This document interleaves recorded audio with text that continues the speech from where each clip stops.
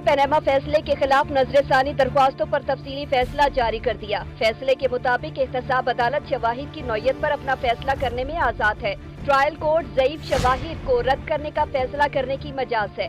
नवाज शरीफ की नाअहली से मुतालिक हकायक गैर मुतनाज़े थे।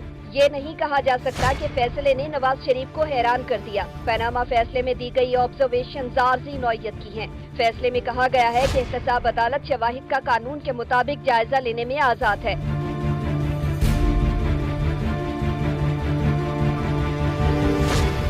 6 माह में ट्रायल की हिदायत ट्रायल कोर्ट को मुतासिर नहीं, जल्द मुकम्मल करने के लिए है। निगरान जज का तकर्रुर नई बात नहीं, मकसद ट्रायल में लापरवाही रोकना है। ये तसव्वुर नहीं किया जा सकता कि निगरान जज ट्रायल पर असर अंदाज होंगे।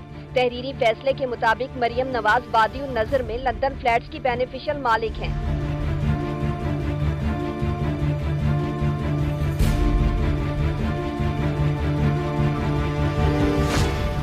ये तस्लीम नहीं किया जा सकता कि लंदन फ्लैट से कैप्टन सफदर का कोई ताल्लुक नहीं।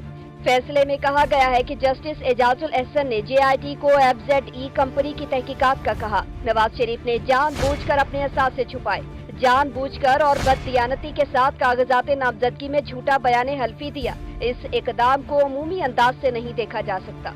कागजात नामजदगी में तमाम असासे बताना कानूनी जिम्मेदारी और उम्मीदवार की अहलियत का इम्तिहान होता है।